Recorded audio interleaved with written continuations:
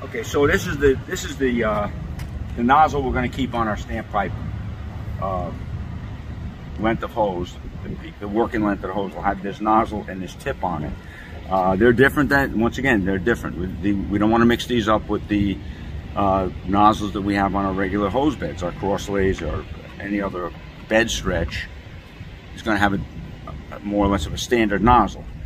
The tips are going to be blue, designating a 7/8 tip. It's our standard tip for interior firefighting. We have the same size tip on our cross lays and our regular bed stretches, but we're going to start marking. We want to mark this tip so we know this tip 7/8 and this nozzle. So the nozzle itself, the actual nozzle itself, is different as well. It's much different. We also have that blue. We have this blue on the bail, and that designates a 1-inch tip. So this has a 1-inch bore in it. So that's a large bore, comparatively speaking. It's about a 210 GPM flow out of this 1-inch tip. So this is an integral tip. When you take this tip off, now you got a 1-inch. For your standard fire, or when you're going out more than 2 lengths of hose, you're probably going to want to use the 7/8 to cut down on your friction loss. So ordinarily we'll keep these together. This is the standard package. It's this nozzle shut off, designated by this blue on here. It's got this type of nozzle. It's an Elkhart nozzle. It's an all metal nozzle. It's 1.5 threads. So we don't want to get these mixed up with anything else. And we have this this outer tip, this 7/8 tip, blue. This stays together. It becomes part of the package on our working length on our standpipe equipment. So that's the way it's going to be from here on out. Go. Okay, so we have our 2-inch hose for our standpipe system in Stanford.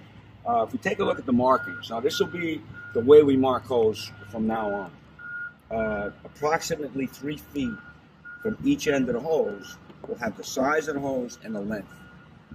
Because what's going on is we have 1.75" true size. We have some 1.75". That's the 1/8 spec, which is quite a bit larger.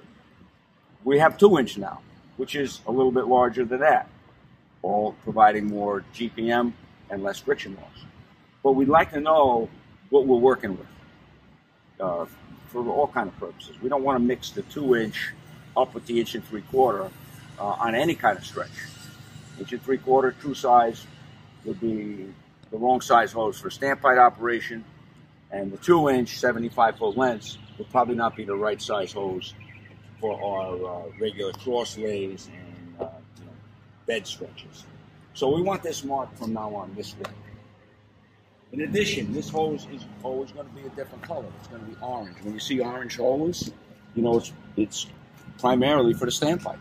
It's different size than your regular hose bed stretches, and it's a different length. So we want that clear on what we did. If we move along further here, there's another marking, and you can see this. So let me get that. You can see this is marked both sides. Both sides of the hose are going to have that on there. So no matter which way this lies, you're going to be able to read it. So that's in the spec now. Stanford buys hose, we have it marked the way we want it to be marked. In addition, there's a midpoint mark. So approximately midpoint. It's not exact because hose is exactly the same length. There's a little bit of variation.